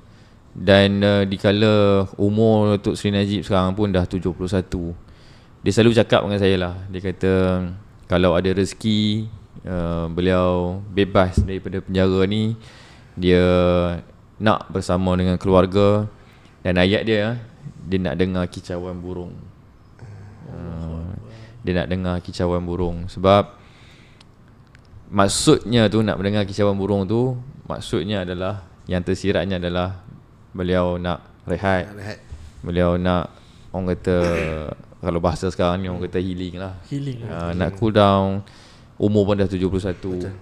Dia pun dah merasa jadi menteri besar, dah merasa jadi menteri, dah merasa jadi timbalan Perdana Menteri, dan dah merasa menjadi Perdana Menteri. So izinkanlah dia untuk berehat selepas kalaulah diberikan rezeki untuk bebas daripada kajang, insyaAllah. Yalah, saya pun kadang-kadang pelik juga bila timbul cerita macam ni. Sebabnya bila kata Datuk Seri Najib dah dijatuhkan hukuman, menerima ujian seperti sekarang ni, dah tentulah seat ketua bahagian tu kosong, seat calon BN kosong. Kita kena fikirkan somebody untuk untuk isi kekosongan tu. Jadi Wak Imam pilih siapa pun akan timbul juga cerita perjanjian ni. Macam yang tadi Mukhlis bagi tahu. Betul. Dia sendiri dengar daripada mulut Datuk Seri Najib. Bayangkanlah 40 tahun lebih dalam politik, macam-macam onak duri, kesusahan, hanky-panky, masa dengan keluarga pun tak ada. Saya sekarang pun rasa benda tu, tapi saya kena fikir macam mana Datuk Seri Najib boleh sampai 40 tahun nak hari-hari macam mungkin beritahu tadi kan. Pagi-pagi dah. Penuh bukannya ambil duit tak. Hari-hari datang dengan masalah. Lepas tu sampai ke malam balik kan ada lagi rakyat ni. Lepas tu saya cakap, untuk menjadi pemimpin yang macam Datuk Seri Najib ni, yang penuh dengan keikhlasan, benda tu tak boleh buat-buat. Dan the type of this noble man, benda tu tak boleh buat-buat. Sebab tu saya ada dengar cerita bukan di Pekan lah, di tempat lain lah. Pergi ziarah rumah orang susah, jenjek kaki masuk rumah. Nak katanya rumah susah tu kotor lah, apa jenjek kaki. Tu siap buat muka lagi apa semua. Saya rasa kalau that type of person kalau nak ada dalam politik di Pekan, tolong janganlah. Sebab Datuk Seri Najib yang kita tahu tahap dia macam mana pun, saya tak pernah dengar cerita Datuk Najib masuk rumah orang jenjek kaki ke, buat muka sebab kotor ke, saya tak pernah dengar. Jadi benda-benda macam tu, saya rasa type of quality of leaders yang kita kena contohi lah untuk Datuk Seri Najib ni. Okay. Berbalik kepada UMNO Pekan jugalah. KP tadi kita cakap soal perjanjian, yang kita pun tahu benda tu tak ada.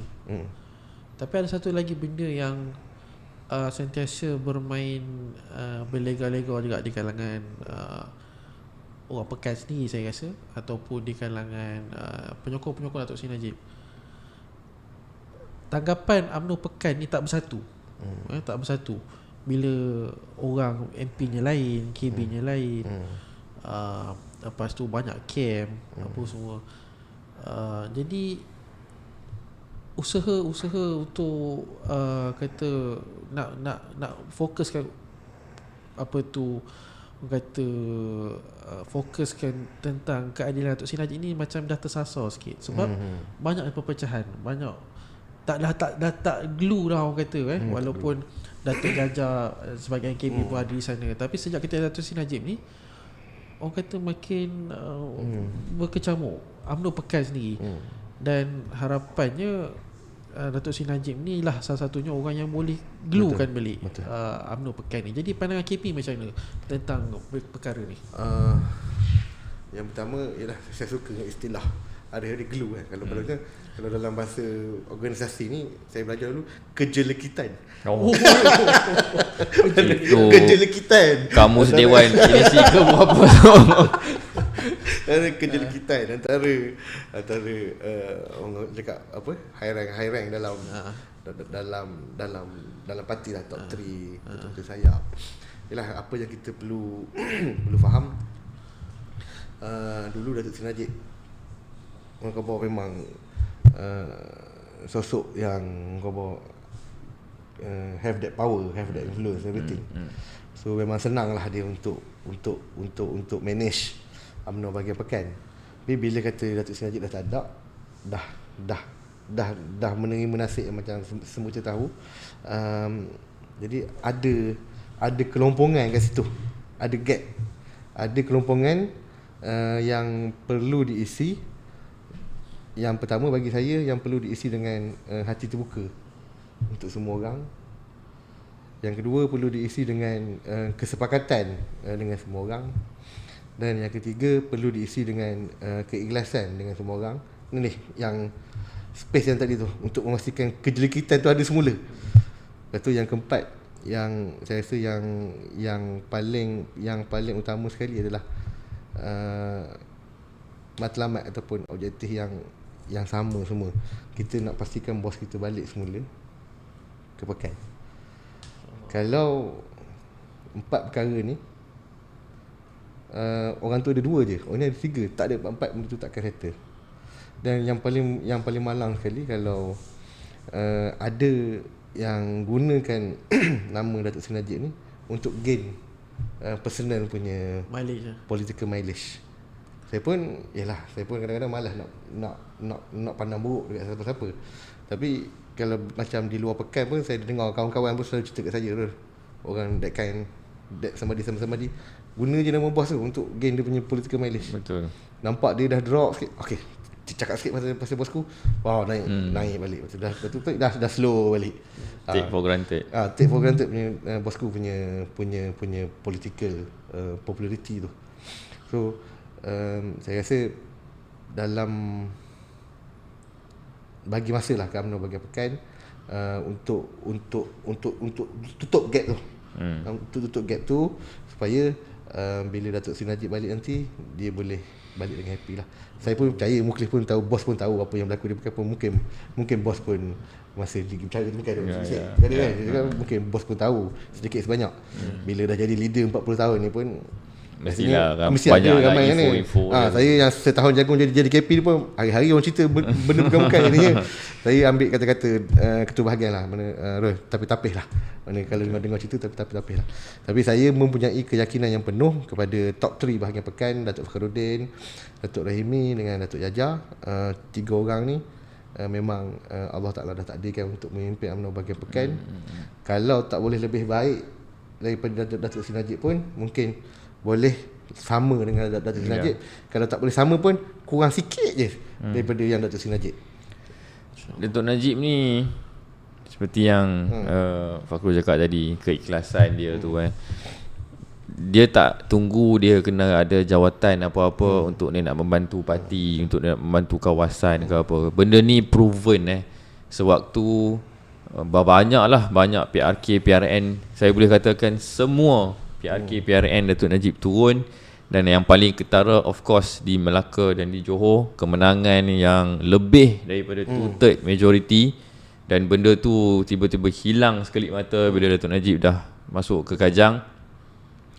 Beliau tak ada jawatan apa-apa pun, hanya diberi title penasihat Barisan Nasional, tapi tak dijemput pun masuk dalam mesyuarat Barisan Nasional. Tak ada penasihat Barisan Nasional.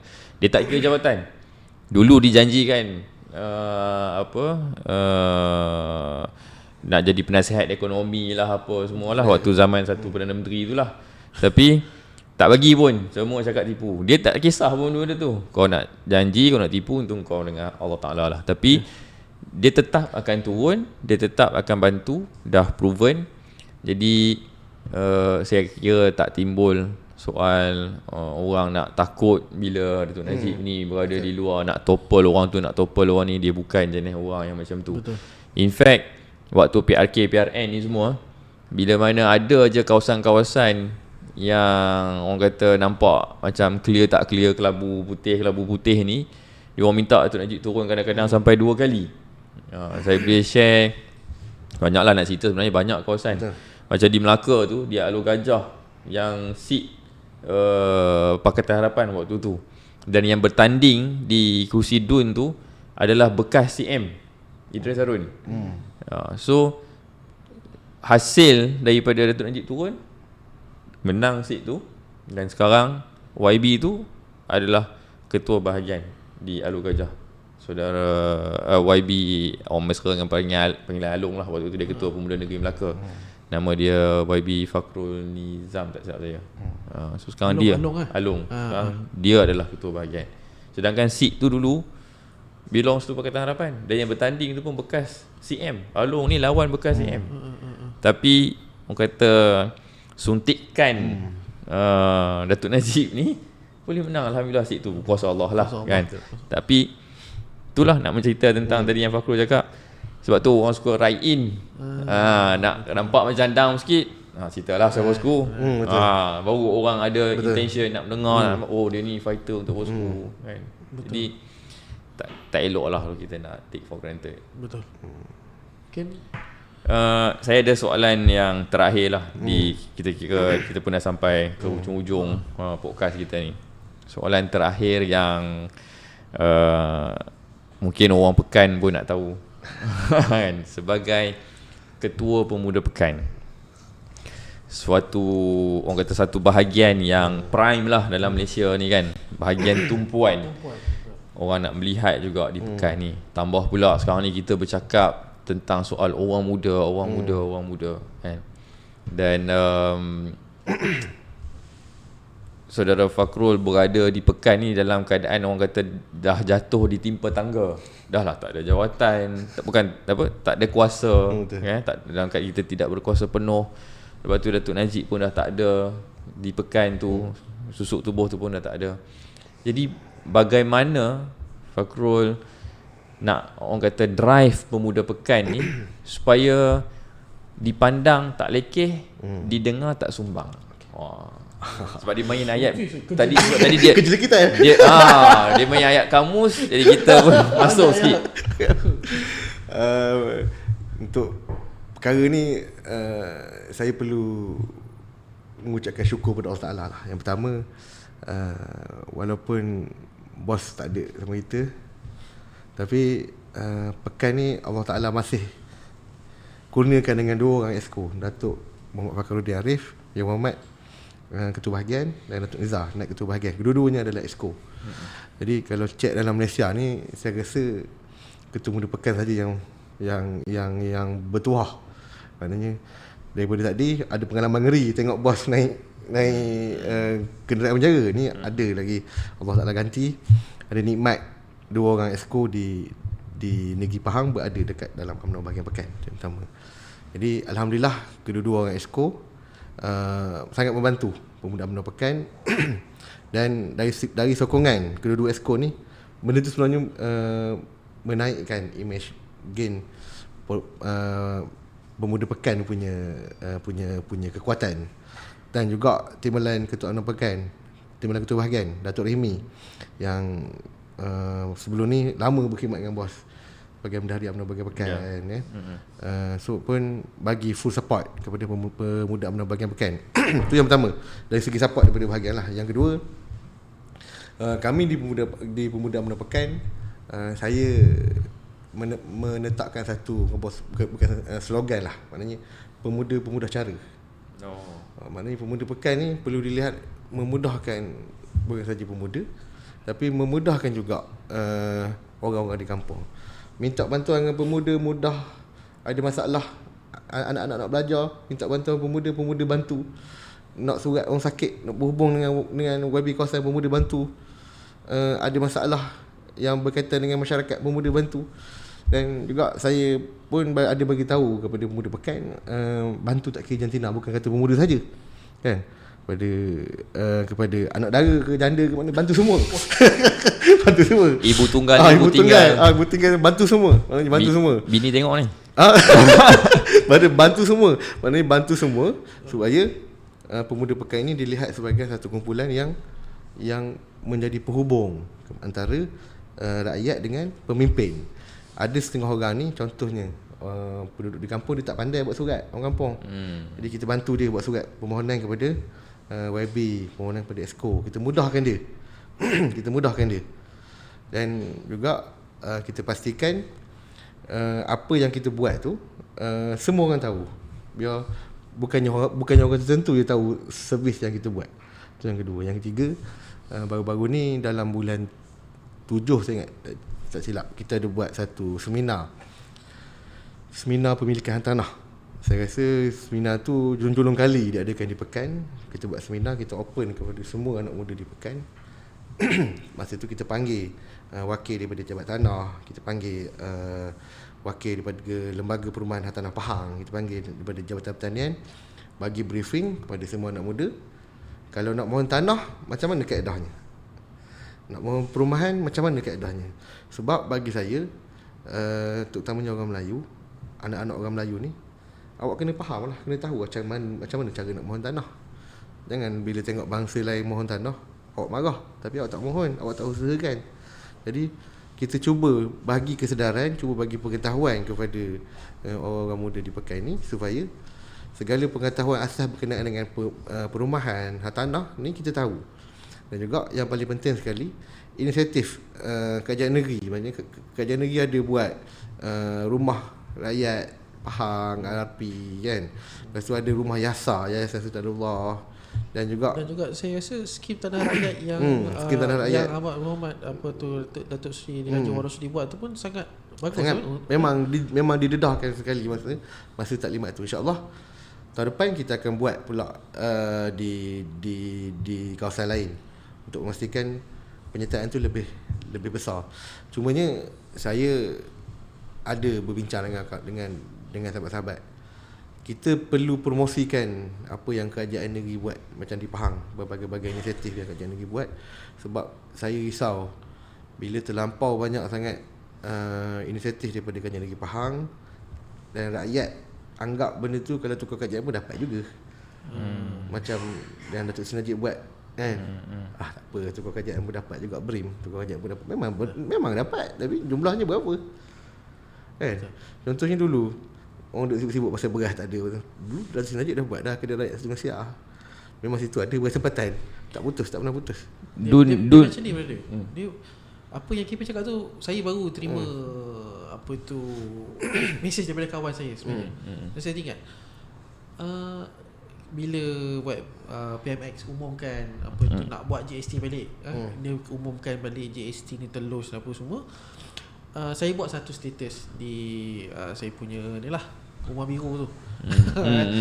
Saya buat ada kawan screenshot saya punya status tu, bagi pada kawan-kawan yang menyokong pembangkang dulu. Kan? Dia kena bahan lah. Kata kau ni totok Najib lah, tai Najib lah. Lepas tu dia cerita lah, kawan ni dia bercerita lah. Dia kata Datuk Najib punya zaman tu macam-macam dapat buat rumah. Macam kami di Banatul Razak tu, Datuk Seri Najib buat Razak Mas. Daripada perumahan PPR flat Seri Labuan tu ditukar kepada kondo yang besar, yang canggih, cantik. Kawan dia reply, ingat Datuk Najib buat tu sebab dia sayang kau ke? Dia kata itu sebab tanggungjawab dia sebagai pemimpin. Itu point dia, tanggungjawab sebagai pemimpin. Kalau Datuk Seri Najib ni orang yang tak sayang pada rakyat, dia tak ada rasa tanggungjawab. Tak buat pun. Jadi macam KP cakap tadi, siapa tukar kerajaan pun dapat buat. Tapi betul ke akan dapat? Ataupun kalau dapat pun jumlahnya macam mana?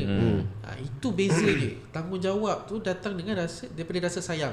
Datuk Seri Najib macam tu. Dia sayang semua lapisan masyarakat dan dia buat tu sebab memang dia macam tu. Jadi orang kata, orang boleh beza-bezakan pula, tu sebab tanggungjawab dia.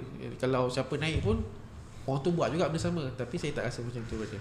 Sebabnya kita tengok macam Datuk Seri Najib dulu, dia kenapa dia boleh buat macam-macam?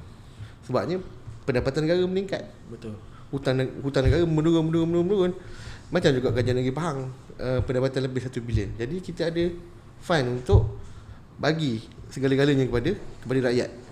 Kalau dulu dapat RM1, sekarang dah dapat RM2. Yang apa kita perlu bagi kesedaran kepada rakyat, kepada anak muda terutamanya, untuk dapat apa yang kita dapat hari ni, kita perlukan some amount of money. Macam mana dapatkan some amount of money tu? Kena dengan good governance lah. Kalau tak ada good governance, macam di setengah negeri, saya tak nak sebut negeri mana lah kan. Betul. Masalah air pun tak settle sampai sekarang. Contohnya kan, contoh. Maknanya kalau dulu kita buat SCRL, apa yang Datuk Najib nak jual ke China lah kita ni. Sekarang awak buat tersembah pun panggil China juga. Ya betul. Tapi susah nak cakap lebih-lebih kan, dia hantar saya ke Melaka. Saya risau juga. Okey, KP, last daripada saya. Ini pun satu soalan yang selalu orang soalkan juga. Walaupun anak Datuk Seri Najib sendiri, Datuk Jaja, banyak kali dah buat video mengatakan Datuk Seri Najib ni tak pernah pun mengarahkan penyokongnya menyokong Perikatan Nasional apa semua. Tapi masih lagi orang duk mainkan. Orang kata kalau Datuk Seri Najib kat luar, dia akan cakap dia akan bersama Perikatan Nasional juga. Kan? Dia sentiasa ada benda tu. Orang akan twist apa yang walaupun datang daripada mulut anak Datuk Seri Najib sendiri, orang tak percaya. Jadi kita pun dah banyak kali dah, saya dengan Muklis pun dah banyak kali terangkan benda ni, tapi yalah, orang masih lagi bercakap. Jadi soalan saya, macam mana KP melihat perkara ini dan kerjasama antara kerajaan BN dengan juga kerajaan PH ni, macam mana KP melihat perkara ini dan macam mana penerimaan Datuk Seri Najib yang KP rasa lah tentang kerjasama kerajaan dia lah. Sebab apa KP? Saya tambah sikit. Sebab ada bila saya pergi ke Pekan sendiri, saya pergi ke Pekan sendiri, saya tanya je lah orang-orang, saya ada buat interview sikit. Dia kata diorang takkan menyokong UMNO selagi UMNO ni bersama dengan PH. Jadi macam mana KP melihat perkara ini dan nak cuba menenangkan ataupun memahamkan orang-orang yang ada pemikiran macam ni? Saya pun awal-awal masa jadi ketua muda dulu, golongan senior citizen ni kan, orang lama dalam UMNO ni, memang dia tak suka betul DAP ni. Tapi kita tak salahkan dia, sebabnya daripada awal pun kita memang di doktrin kan, di doktrin DAP macam sekarang orang geng tu duduk di DAP macam tu lah kita dulu. Itu memang kita susah kita nak nafikan benda tu. Tapi sebenarnya kalau tanya saya lah berkenaan dengan BN dengan PH ni, saya menghormati apa yang Datuk Seri Menteri Besar pesan, jangan usik sangat kawan-kawan kita.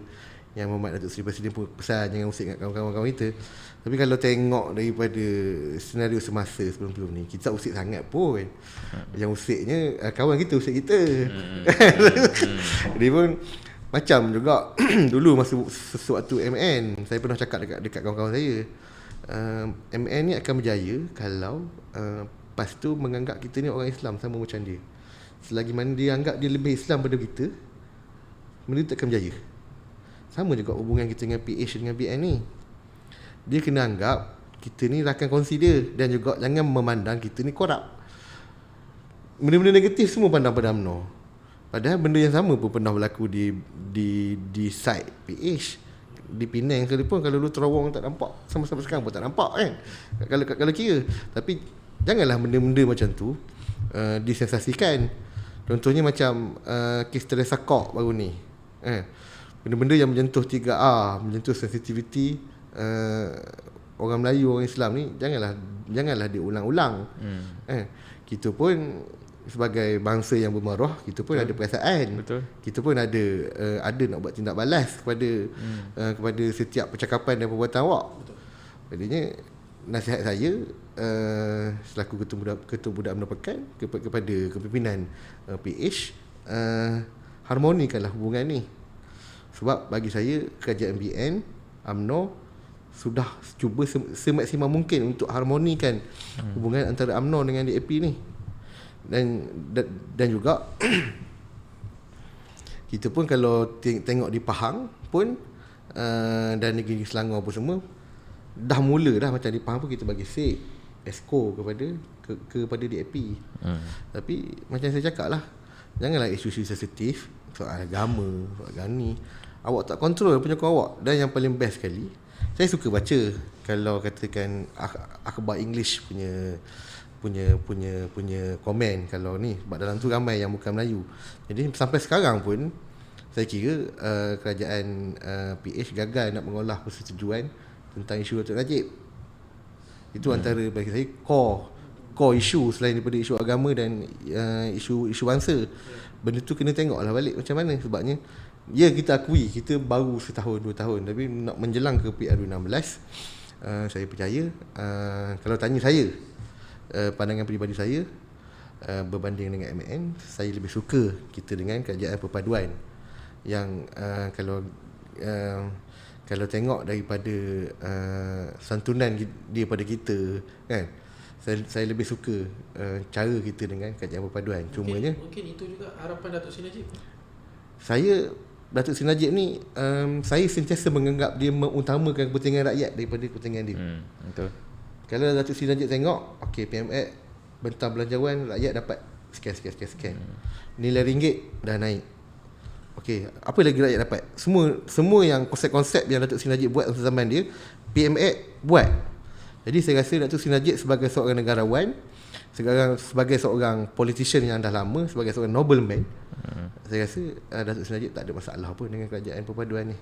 Yang duduk khabar bukan setakat Datuk Najib keluar masuk PN, yang ungkit Datuk Tun Abdul Razak konon-kononnya parti tertentu akan jadi pengganti pada UMNO pun dimainkan juga benda tu. Dahsyat. Maknanya dahsyat. Saya kadang-kadang saya meletakkan orang sana sebagai kultus. Maknanya ketakzupan kepada sesetengah pemimpin tu, orang kata exit the normality.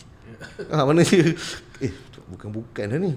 Tapi dia macam bosku ni dia macam mana pun dia adalah party man. Dia akan ikut keputusan parti.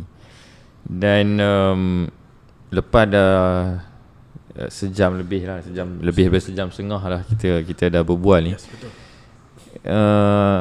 Saya tengok Dun yang kalah tu apa, Dun Pulau Manis. Pulau Manis. Dah lepas sejam lebih kami berbual ni, saya dah nampak dah pengganti untuk Dun Pulau Manis. Dah kata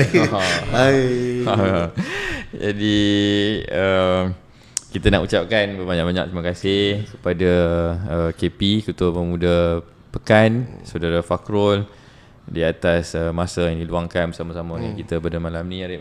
Lebih daripada 1.5 jam spend time dengan kita untuk cakap tentang bosku.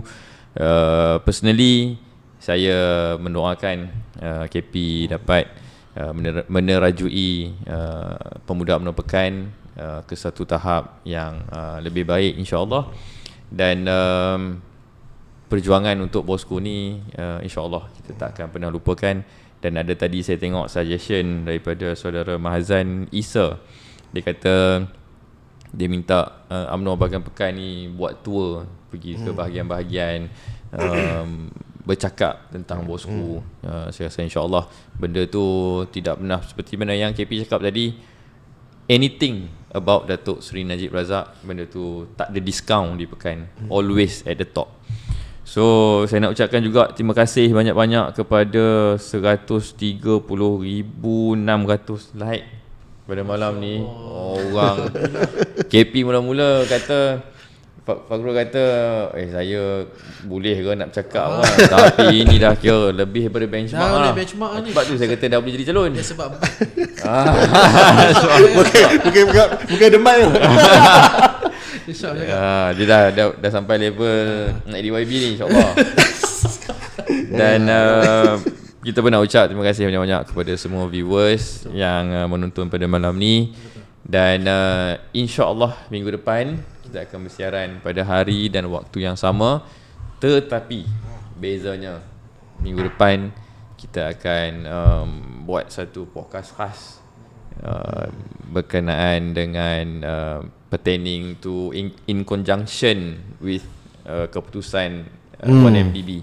Betul. Okay, keputusan ni kita pun tak tahu lagi sama ada wujud prima facie ataupun tak. Ada yang bertanya tadi apa kita punya bacaan, apa kita harapan. Of course kita nak supaya tidak wujud prima facie, tidak dipanggil untuk bela diri. Betul. Tapi untuk bagi view, benda tu mungkin nanti boleh kena contempt of court dan sebagainya. Tapi apa yang mungkin akan jadi subjudis. Tapi apa yang saya nak bagi tahu, minggu depan hari yang sama, waktu yang sama, kita akan ada podcast khas dengan tetamu yang confirm akan outspoken. Hari tu kita bagi hint. Hari tu sampai kena rampas mic. Sebab dia dah tak boleh control. Sebab dia ni macam KP juga. KP ni mungkin masih calm down lagi. Dia tak boleh orang tweet pasal tu Najib ni. Dia boleh datang share dah tu. Dia dah share. Dia macam belalang cuba sikit pop. So insya-Allah minggu depan di tarikh di waktu yang sama, di hari yang sama, hari Jumaat, insya-Allah kita berjumpa lagi di podcast khas. Terakhir daripada Arif. Saya tak ada apa nak cakap, cuma saya nak ucapkan terima kasih kepada semua viewers dan juga terima kasih kepada yang game. Kami minta maaf juga ada banyak soalan yang kita tak dapat nak jawab. Tapi insya-Allah time to time kita akan cuba menjawab segala persoalan lah yang disoalkan oleh viewers kita. Itu sajalah daripada saya. KP, harapan apa-apa nak cakap untuk orang Pekan? Yang pertama, saya mewakili seluruh anak muda Pekan nak ucapkan terima kasih lah kepada Mukhlis dan Arif. Sekali lagi saya ucap terima kasih banyak-banyak. Ucap terima kasih kerana tanpa jemu, tanpa penat memperjuangkan Datuk Seri Najib Dan semoga Allah Ta'ala saja yang membalas jasa kalian. Untuk viewers daripada Pekan, terima kasih tontonan malam ni. Dan kalau ada idea penambahbaikan kepada UMNO bahagian Pekan, kepada pemuda UMNO Pekan, saya adalah orang yang sentiasa terbuka menerima kritikan, menerima cadangan. Mungkin ada cadangan satu YB. YB. Jangan lah. Cadangan KP.